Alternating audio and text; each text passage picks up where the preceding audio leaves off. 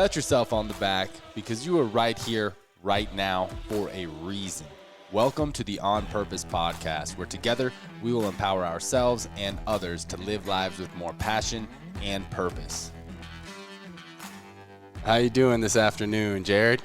I'm good, man. I love summertime. 90 degrees, sunshine, and hot. So I am happy. Yeah, man. I got a nice tan going from You being are at the pretty lake. tan. I love it. Where would you go again? Lake of the Ozarks. So all those people that, well, I've never watched it, but I heard from a lot of people that watch Ozark on Netflix to apparently watch out for the money launderers down there. Oh, really? Mm-hmm. Where are they laundering money from? I guess it's like Mexico. Moonshine or something? Some drugs from Mexico or something like that. I just loved how you called it Trump country. Oh, man, I've never seen so many Trump flags in my life, man. And I've lived in multiple cities in Texas, but, yeah, that lake, or I guess Missouri in general, just Trump, Trump, Trump everywhere. I even saw a boat with a massive just Trump letters on the side of it. Yeah. How are you treated? Great. Yeah. No issues? Great. No, everyone was awesome and had a great time. Yeah. I mean, my experience is nothing like what I see in the media. Yeah. That's interesting. I'm glad you went off and got your suntan on because that was the first thing I noticed when you got back. Yeah. So that's good. How are you feeling about last week's episode? What was it? The end of America and all the turmoil that we found ourselves in. Yeah, I'm feeling good, man. I think it's a good end. I think it's a good end to the America that we've been. And I think that we're moving to a more positive, loving, accepting world. America.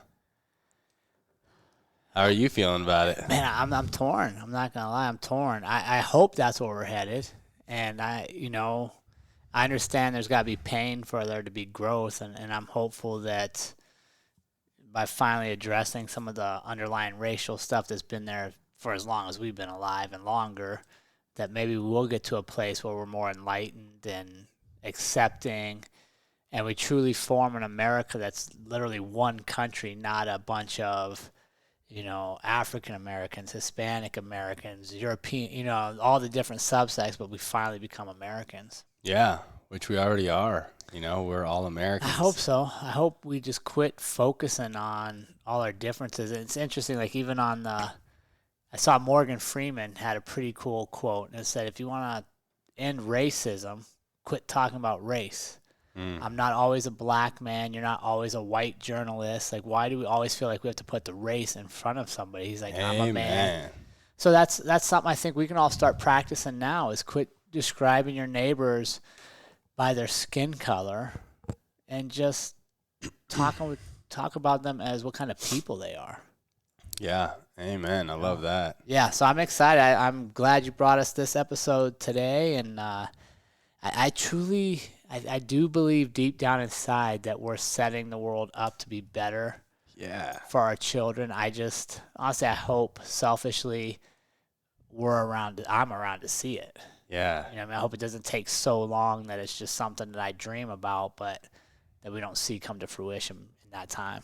Right. Well, I think you're already seeing it, man. You are. It's here. I think your experience must be pretty difficult as a former cop, a leader in our community. I mean, I've seen people reach out to you on social media looking for what you have to say, and it weighs heavily on all cops in America right now, and what we're seeing in the media. But like I tell my close friends and family, the media magnifies the bad. So much of the stuff that I see in the media has never been my experience. Right. Is hardly ever. I mean, of course, in my 29 years of life, I've had some racism or have witnessed racism, growing up in West Texas, but it's not most people that I meet and see are loving people, are people that don't let themselves be separated by race. But I think what is happening now with social media, I love how you always tell people, like, we're our own broadcasting stations, right? That we're starting to see that the media magnifies the bad and the evil, and and they get to decide what we want to be mad about, right? At the beginning Yeah. of the year, my business was in trouble. Oh, the national vape crisis. All these teens are dying. But this is what we're putting on the news, and this is what everyone needs to be pissed off and care about. Okay, now it's Corona. Okay, now it's racism. It's a fucking schedule, bro, of like, now this is what you're going to be mad about. There's tons of things that we can be mad about, you know? Yeah, but I do agree with you that by us all having a voice now and an ability to reach so many people with different thoughts, I truly believe what we're seeing is a power shift, and people that have been in power and controlled media and kind of controlled what narratives we are led to believe about each other are being exposed. And people are starting to go like, wait a second, I see this on the news, but I've never had that in my neighborhood.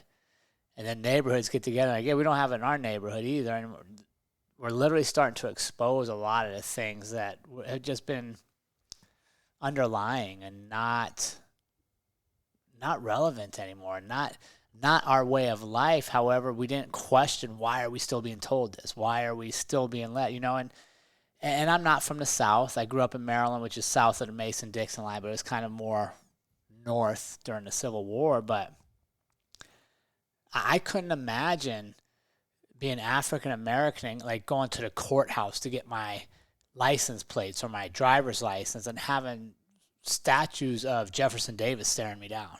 Mm-hmm. Knowing he was the president of the Confederate, like he literally fought to keep slaves.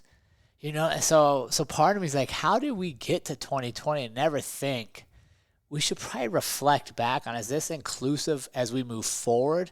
Because history is history. But if it's changing how people act each day and how they feel doing it, then we probably should go, okay, we're better than this. So it's, when I see that, I'm kind of astonished that in 2020, some places still legitimately glorify slave owners. Right. And most of those places are predominantly African American still. Mm-hmm. So I am glad. I think there's very good changes coming. As far as the police stuff goes, man, one of the reasons I retired when I did is I always believed we could be better, and it was hard. I couldn't necessarily say that or reach as many people if I had a full-time job and I had to go within their policies, but by getting outside, I can say what I want, and I can challenge the status quo, and I plan to do that. So yeah. And I've been doing it. You know what I mean? Yeah. So it's just now, like, people are like, oh, wait a second, maybe there's some different ways we can do stuff. Guys getting shot, repeatedly. And I don't care, people being shot by cops that don't deserve to be shot. I don't care what race they are. You got to fix that. Right. And, there's a lot of ways we can do that. But while it weighs heavy at times, I also think, man, it's like the perfect spot where I'm supposed to be. And talking about being enlightened. Yeah. To me, part of being enlightened is not necessarily trying to dictate your path, but just doing what you're supposed to do and wait for the path to arrive. So maybe this is my path. Yeah, and this difficulty and hardship and being uncomfortable and even angry right now is very similar to what we talk about a lot as your growth as an individual. Yeah. That adversity is what helps you grow. And right now we're going through a lot of adversity as a collective. Yeah. The coronavirus, all the Black Lives Matter movements and the police movements and all these things, to where it is a stressful time, but pressure makes diamonds. We need that extra stress. And I truly believe that we are moving towards a more loving place. And that's why I wanted to talk about reaching enlightenment, because I think that what's important for us to do as individuals and as a collective is to really try and be the best versions of ourselves that we can be, right? As we progress in life, when you get to a certain point in life, then it's all about giving back to others, right? When you reach a certain level in your life to where all of your needs are met, and there's many theories, Maslow's hierarchy, everything, when you meet all of your needs, then it's like, how can you give back? And even in the business world, also all the successful people, Tony Robbins doesn't count his dollars anymore. He counts how many people he fed. I think last year that's his main metric. Like, I fed 500 million people last year. And I think that when we go back to the basics of love, right? Like, love is a true champion of all. Like, love wins. That's my favorite hashtag. That's my, love wins. Love is undefeated. Like, nothing is stronger than love. And that's all That's all that we need right now. So I'm excited to talk a little bit about reaching enlightenment. And before we get into that, I had to Google the definition just to be like, okay, Yeah. let's see what Google says first of all of what exactly does enlightened mean. And I was actually pretty surprised because when we think of the word enlightenment, at least for me, I think more of like spiritual, religious context. But Google actually says having or showing a rational, modern, and well-informed outlook. So with that, what is what is this adjective? What is this definition of enlightened mean to you, Jared? How do you take that? Man, for me, I think to be truly enlightened and a person that lives in that enlightenment world and space, I think it comes down to literally you approach everything as an opportunity to learn and gather information, not prove what you already know to be right. I think that's where I personally struggle, and I struggled much of my life is kind of being an alpha type male and knowing what I wanted to do and how I was going to do it. I wasn't always open to learn from people around me. I was more intent on showing you why you should learn from me and being right. And I think to truly be enlightened means you realize you don't have all the answers, you don't have all the information, and no matter what somebody's plot in life may be, you can learn from them. And you should approach every encounter as an opportunity to learn from another human being with different experiences, different values, different backgrounds. So it challenges the arrogance that my status in life allows me to only listen to this group or that group, and really approach every encounter an opportunity to learn. Mm-hmm. What do you think? Yeah, I agree. I think, having or showing a rational, modern, and well-informed outlook, to me, that seems like enlightened equates to actively seeking truth. And I think that's what we're doing as a collective now, is that we see all this stuff in the media. We have Republicans and Democrats, right, that can't hear each other. This is preschool stuff that we're seeing our nation's leaders do. He said this, she said this, me. Right. No working together, right? To where I know a lot of people and myself, I'm like, dude, fuck the media. Like I'm trying to look for truth in my community, talk to people, we're interviewing people. Right. To where we're seeking truth, we're listening, right? That's a huge part of how do you have or show a rational, modern, and well-informed outlook. Well, you're not well-informed if you're only listening to your party, if you're only red or you're only blue, and then you can't even hear. Well-informed outlook is people that are actively listening and empathizing and seeking truth. So for me, that's kind of what I think at least the Google definition of enlightened says. But like I said before, when I think of enlightened, I think of really spiritual beings, like who are people that we think about in history that we may identify as enlightened beings. Right, in America, I would say probably the most popular person is Jesus Christ, right, that we think of as enlightened being in the East, and even now Buddha. You think of the Buddha, his story is pretty awesome. And you have your more modern or on the path to enlightenment, maybe people like your Mother Teresa's, your Gandhis, your Dr. Kings. These people, one thing that they all have in common is that they're not only always seeking truth, but they're always leading with love, right? Like Mother Teresa, I think in our last episode, we said one of her famous quotes is like, "I'll never be at an anti-war rally, but invite me to the pro-peace one." Yeah. And I think we're doing a better job, but I think that's one of the biggest places where we can improve is to be relentlessly aware of where we're putting our focus on. Yeah, and I think it even starts prior to media consumption or wherever you spend your time, and it's just a shift in the mindset of going into conversations with the person you've been in a cubicle next to for 20 years or the person you've seen every day for the last 4 years, however long your time is, to learn from them instead of to prove you're right.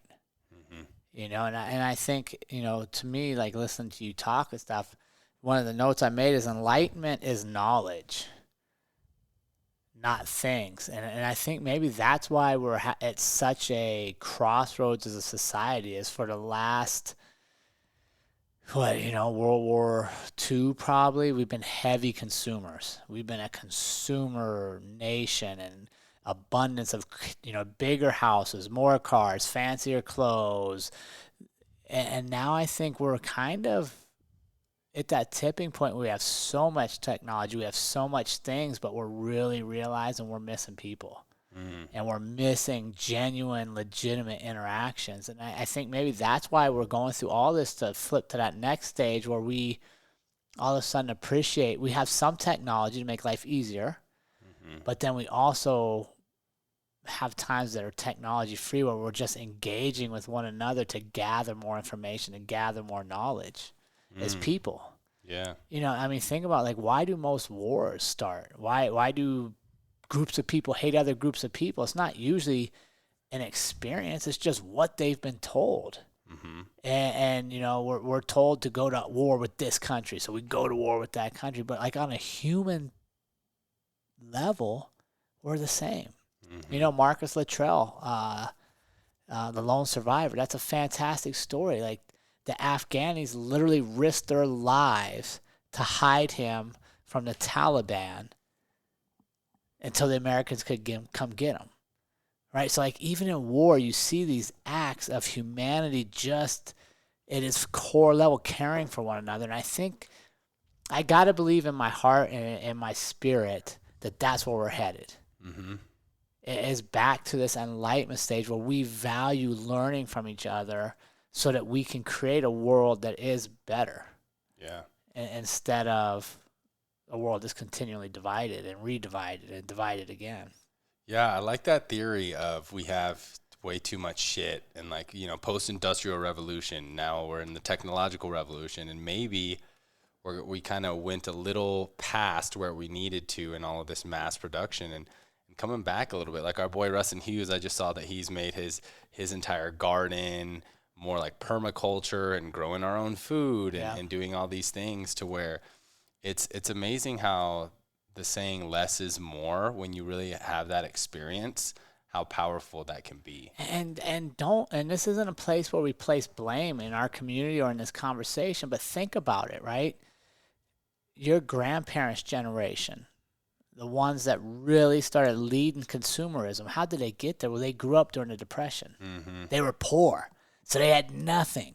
So as soon as they could get stuff, they wanted it, right? Because that they had to stockpile, because they never knew when it was going to happen. Well, I think we've kind of kept that mentality, even though we've never had another Great Depression. We had the recession of 2008.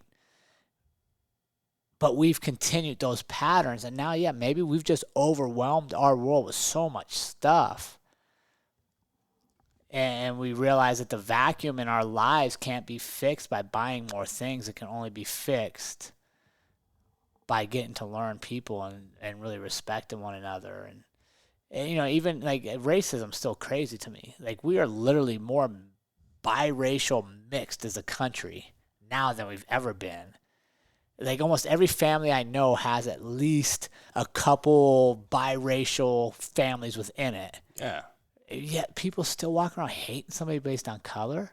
Yeah. I think we're just to the point now where, like, wait, this doesn't make sense anymore.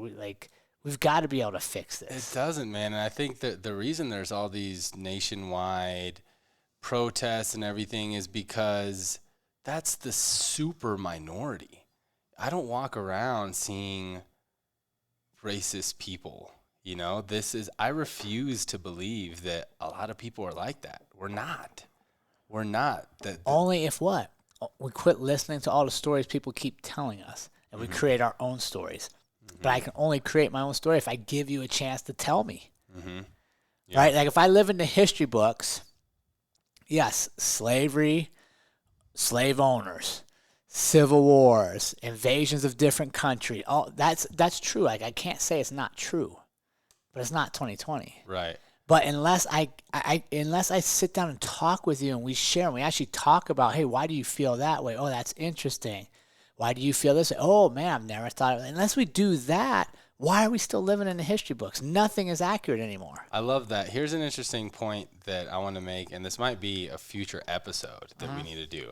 But why is it that we put so much attention? I mean, there's billions of pieces of information that we could study throughout history, American history, right? Why is it that we continue to focus on things like that we had slavery in our history? And like I remember looking at the black kids in the class when we would read like Huckleberry Finn or any of these books with slavery and kind of being like, well, that kind of sucks, like we're talking about slavery and you're the black kid in the class. And I didn't even learn how to do my fucking taxes in school, right? Like to where it's just interesting what we choose to focus on in history.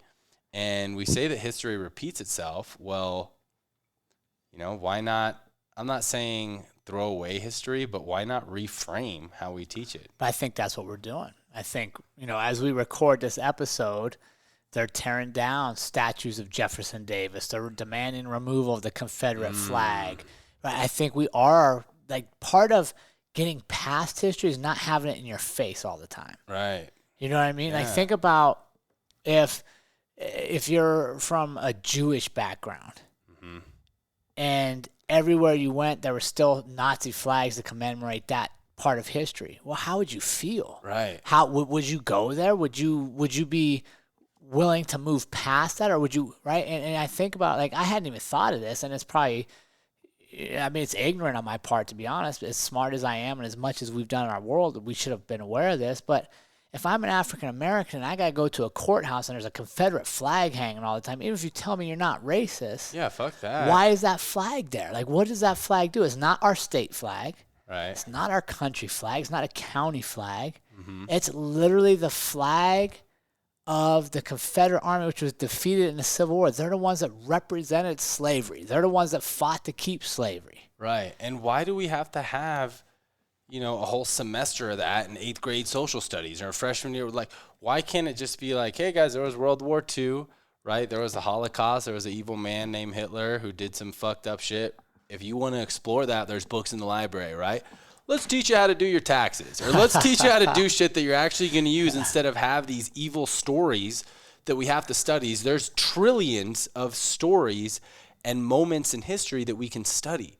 But the only reason that things perpetuate themselves is because we continue. I mean, Holocaust, the Jews and the Palestinians, where Jesus was born, Bethlehem, Israel, are still for hundreds of years still arguing over this land. And like I was telling you, they look the same, right?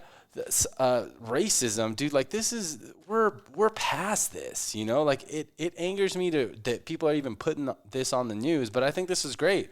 I think, get the fucking Confederate flags out of here, these statues out of here. We can rewrite history. It doesn't need to be changed, right? But we can redirect our focus. And that's what I think is happening. So I want to talk a little bit about... We got to empower people. Yeah, and empowering them. And I think everyone has a responsibility to empower themselves. So I wanted to read this of what it is to be an enlightened being. From enlightenedbeings.com. It says, enlightenment is a state of pure awareness that is free from the chattering mind and constantly connecting with the infinite, all-loving, all-powerful light from the God source.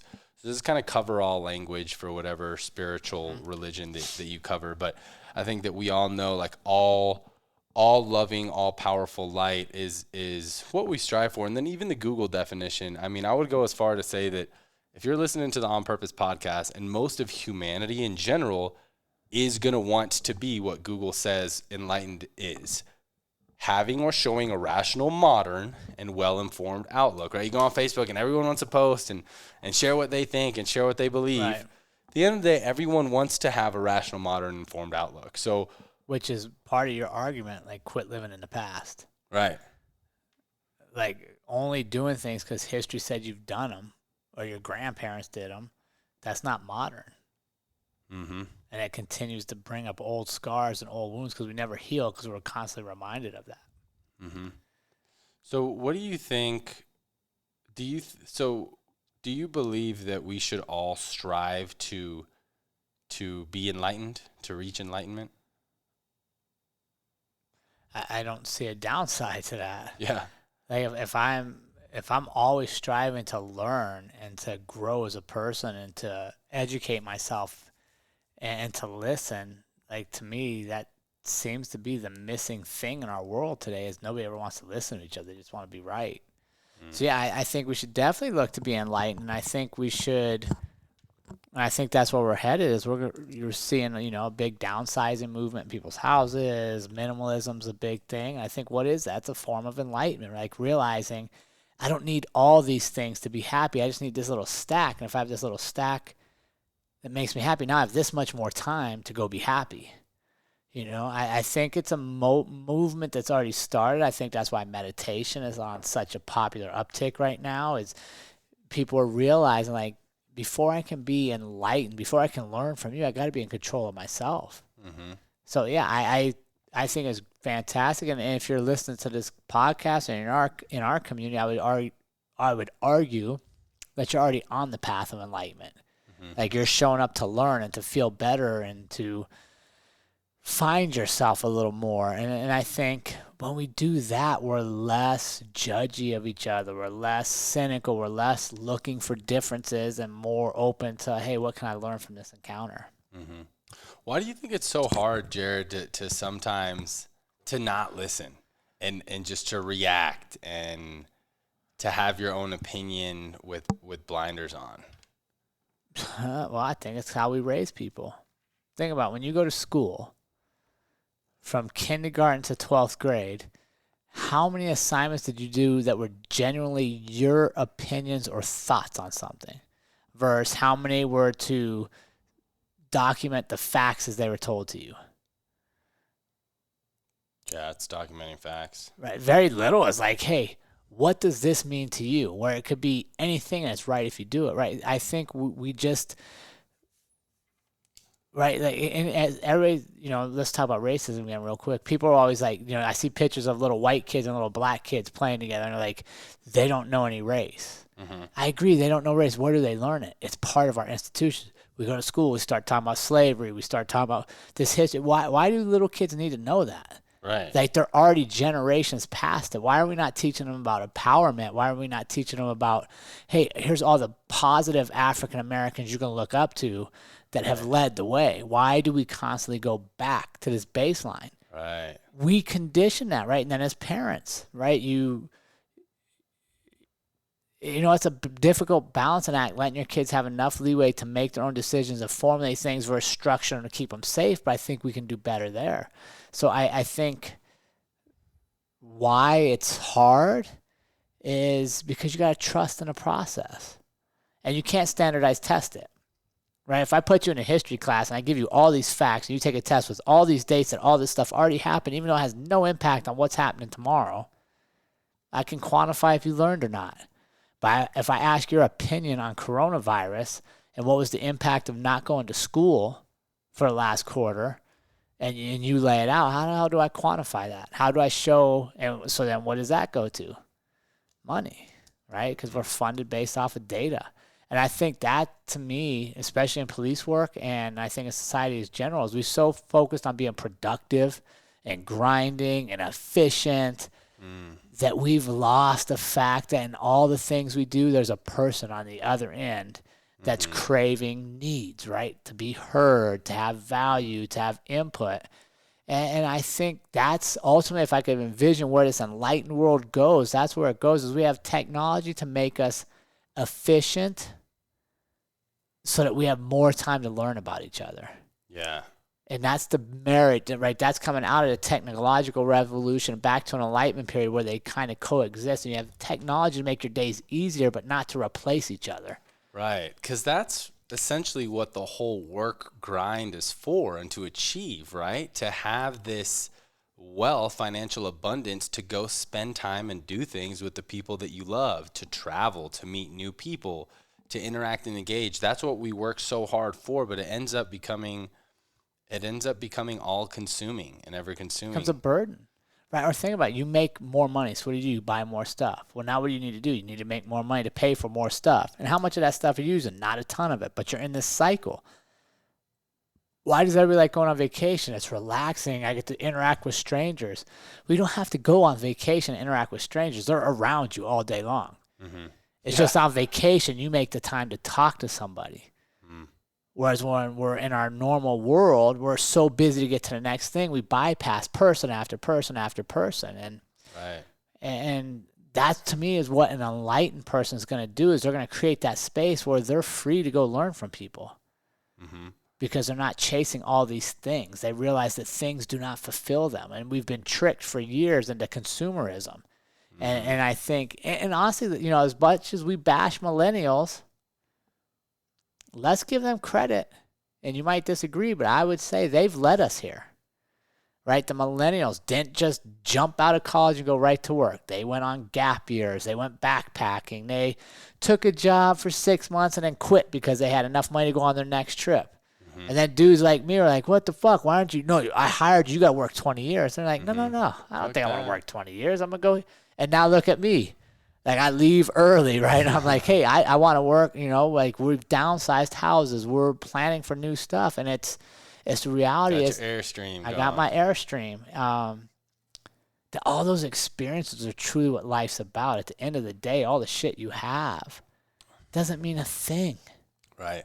And as much as we bash millennials, I thank them for kind of opening the eyes that, like, there's alternative ways. Like, it doesn't have to be high school, college, get a job, buy a house, pick a fence, 2.5 kids, work for 40 years, retire, and hope there's enough money left. Right. There's no blueprint. There's no correct way to do life. Right. That's the beauty of it. But we were conditioned to think there was. Right. Yeah. And where does that many start? People, parents, teachers, school.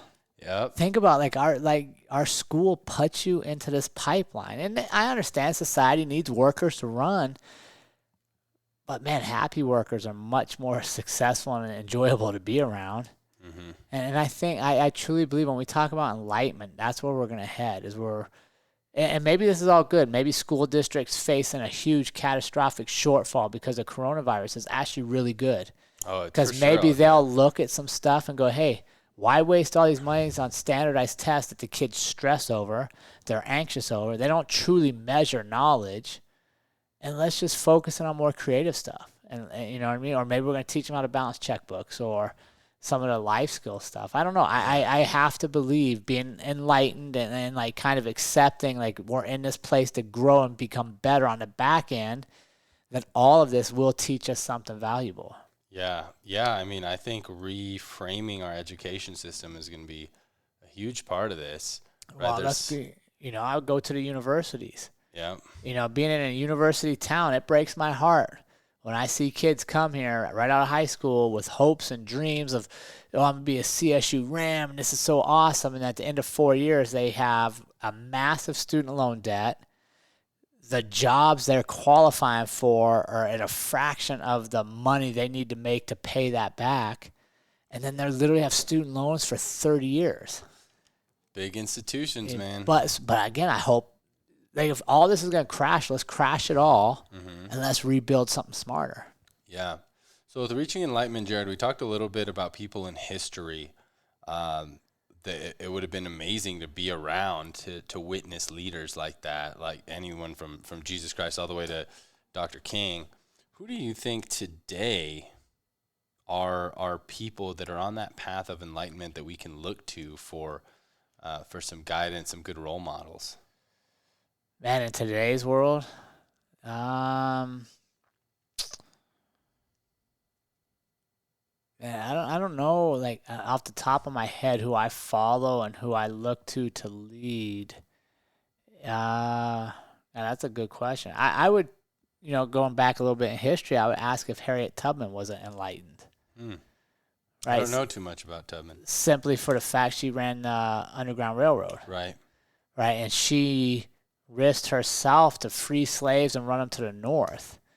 And we could Google, I forget how many she actually rescued and got to the north, but she has a quote saying like she could have done like 10 times more if only they would have risked wanting to be free. Yeah.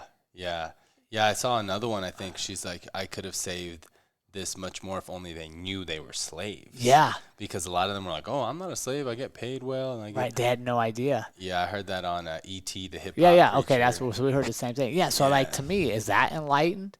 Like she's risking herself to bring people to freedom that they don't even know they're missing because they've been brought up in this whole world. What about Abraham Lincoln? He risked everything to argue to free slaves. Yeah. And to actually go to war with his own country, the worst war we've ever had, when Americans were killing Americans. And slavery wasn't the main thing, but it was part of the package of why we went to war. That's enlightenment to me, to see what we could become versus what we are. Yeah. What about you? Would you have anybody like current day? That's tough, man. For me, I think there's a lot of amazing people in our world that are on the path to enlightenment in certain ways. And I read this really cool book called Be Love Now by Ram Dass. So Ram Dass is a very famous Harvard professor. He recently died, actually. It was just a couple years ago. He has a Netflix movie, too. It just came out 2020, I believe. I forget what it's called. But, yeah, check it out. It's a cool one. Anyways, the dude was very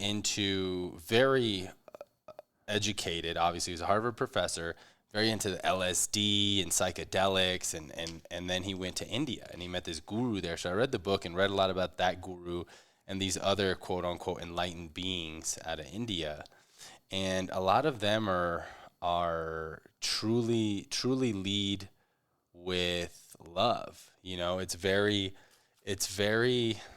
like I see a lot of this, police this and the rioters that. And so what I would envision like an enlightened being, like a Jesus Christ type of person doing, is finding out how to love the people that hate you or the people that you're supposed to hate. And I think that's a quote in the Bible as well of like, interesting. It's easy to love those who love you. That's easy. Yeah, we can all do that. But how do you love those who hate you or those that you were taught to hate? Taught to hate, exactly.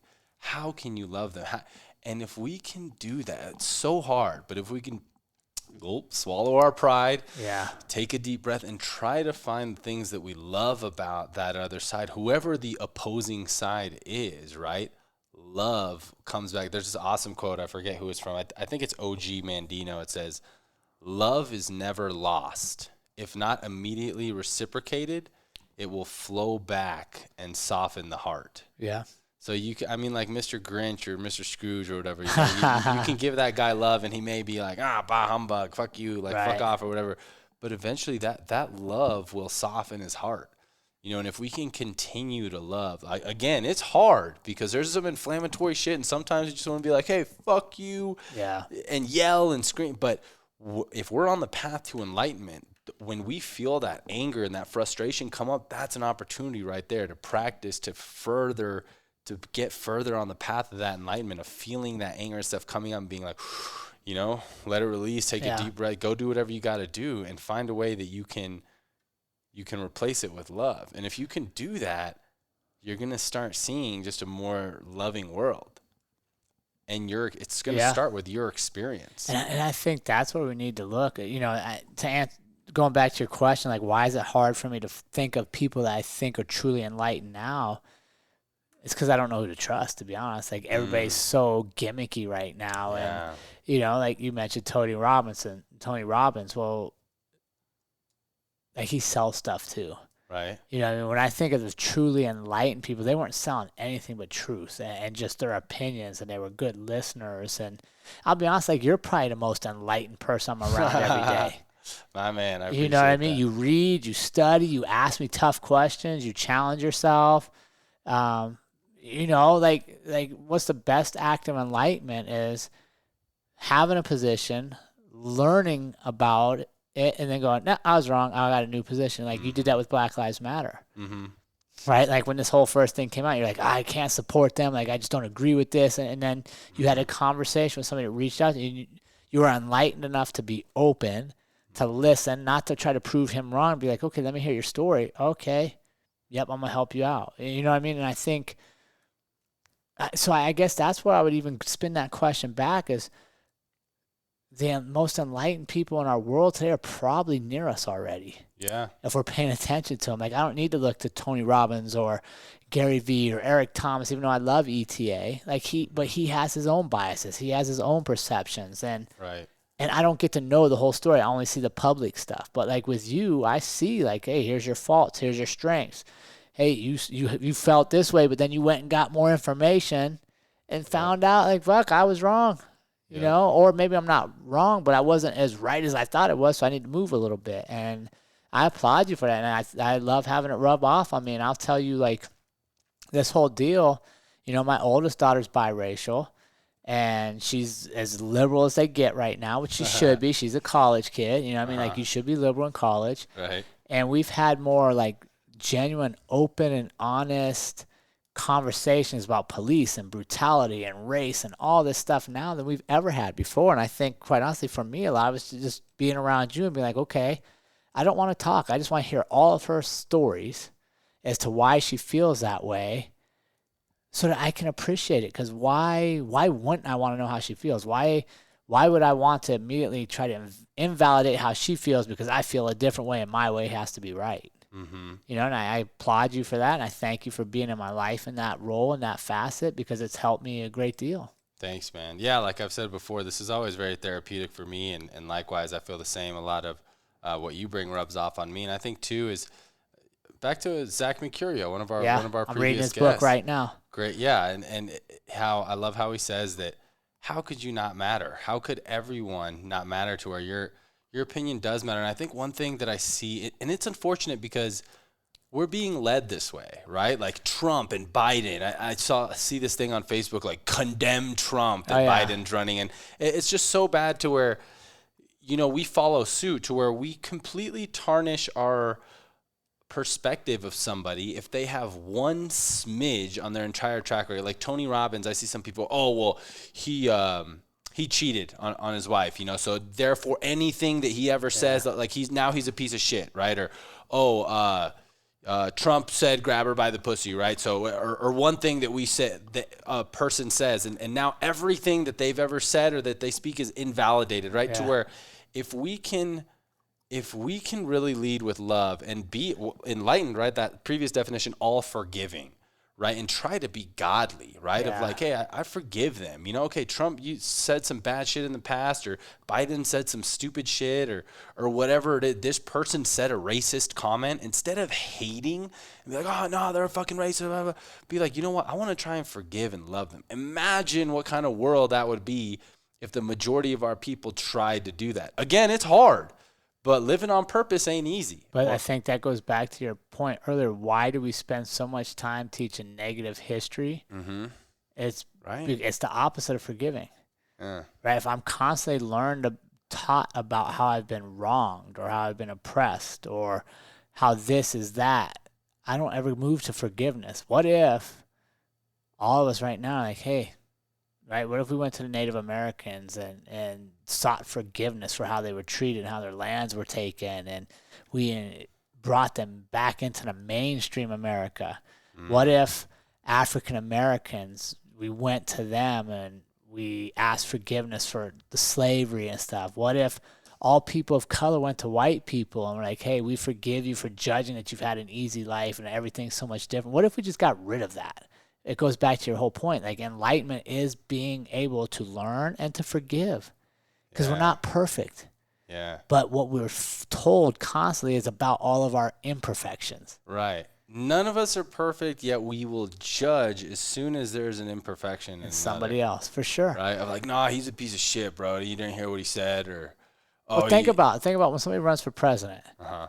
The highest office we have, the most powerful person in the world, very little of our time is spent learning about what great things they've done. It's literally about digging up all the dirt you can find on them. Yeah, what a joke. So I think that's why what we're going through right now is people challenging the status quo, using your social media to be a media source, challenging all the things we've been told so that we can choose to go differently in the future. Mm-hmm. And then instead of just being force-fed differences and negativity and mistakes, like you said, let's forgive. And nobody's perfect. You're not perfect. I'm not perfect. The next president won't be perfect.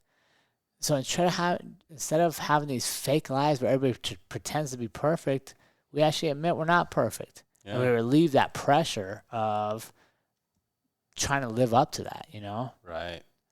Yeah. Yeah. I think it's a great idea to try and get on the path of enlightenment, right? Knowing that, hey, we're not perfect. We've made mistakes before and we're going to make mistakes again. We're going to say stupid things every now and then, things that we regret. We're going to be wrong. Right. But we're going to get information. We're going to read.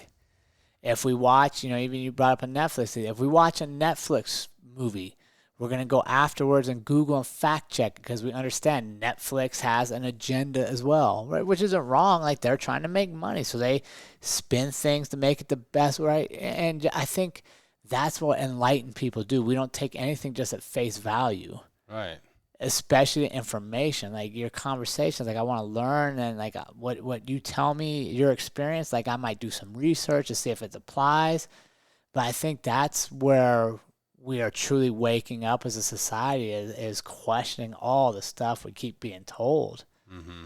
And when we do that, then we can start making our own truths instead of just believing what somebody told us. Yeah, no, I like that. And there's a reason why we have 2 ears and 1 mouth. We should listen more.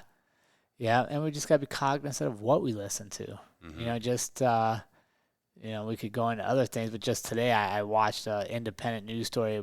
It was all about how the major networks take the same story and reframe it differently to fit their own agenda. And it was even to the point of photoshopping things into pictures to make it fit their narrative. And I'm just like, at least now we're exposing this. Yeah. At least now we have the technology to go, hey, that's crazy. I saw the same guy in 6 different photos from 8 different cities, and he's dressed like, okay, so he wasn't really at any of these. Yeah.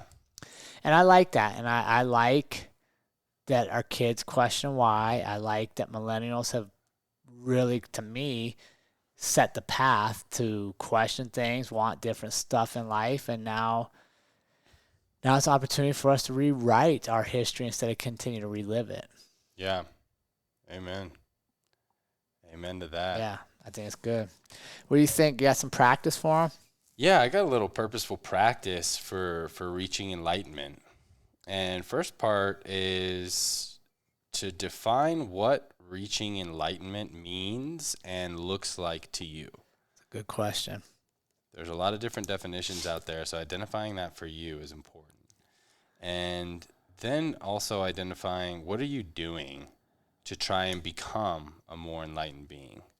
There's lots of different ways and actions and tasks that you can do to try and become more enlightened. And then, of course, the third piece is email your practice to us at onpurpose.official@gmail.com. We always love to read those, give some feedback. And again, that's part of reaching enlightenment is communicating, listening. Well, and I was literally just going to say that. Like, if I could, like you definitely live that to me. And for our listeners, if you're like, I don't even know how to start to be enlightened. When I look at Ali and I think like he's knowledgeable in so many areas, I can learn from him. Here's why. He constantly seeks information from a variety of sources. Like, you've never once told me about one book you read in that form. You're like, you read a book and then you read another book about that book, or you know what I mean? Like, you're multiple sources. 2, he shares it. So now other people can learn from his enlightenment or challenge it. Maybe he has an opinion because he read a certain book, but I read a book that was on the opposite. So now we can come together.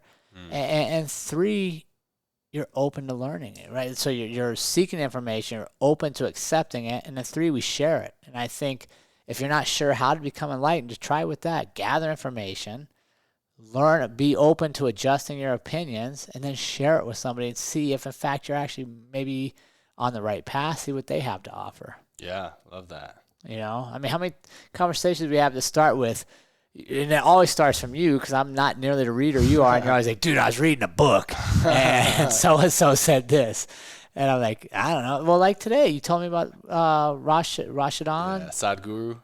Yeah, well, no, you mentioned the other guy, the one you said, the Harvard professor. Ram Dass. And then we ended up in a video with Sadhguru. Yeah. I'd be like, so all that I learned today simply by your enlightenment.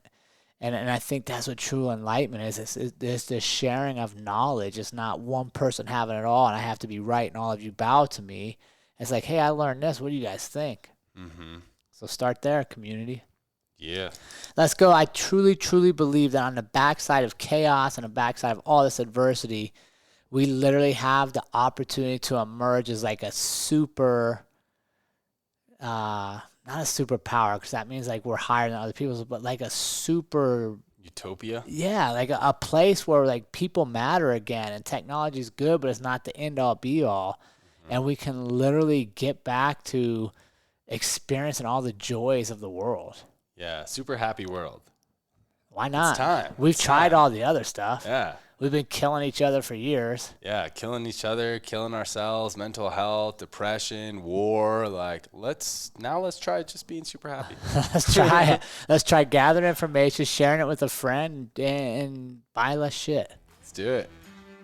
All right, team, as we wrap up another episode of the On Purpose podcast, we are thankful for having you all on our journey. We want to announce new ways to include you and let you go deeper into our community. First off, we got the onpurposepodcast.com website where you can subscribe to our monthly newsletter, get inside tips, and see what's coming up in the upcoming months. As well as our new launch is our Patreon account. We have 5 tiers where you can decide at what level you want to contribute to the podcast and the community, help support us, continue to push us forward and grow. And it's as little as 50 cents an episode or $2 a month, all the way up to $50 a month, depending on where you want to be. Perks of this are sneak peek episodes. You get the episodes quicker. You get to contribute on episodes. You get monthly Q&As with Ali and I and special guests. And you get to be a building block for our community as we continue to grow worldwide. With the release of Shelly Davies' episode, we are now international. And we're excited for the future leads us. So please fit in with us wherever you are comfortable. And remember, team, life is far too short to live any other way than on purpose. We'll see you next week.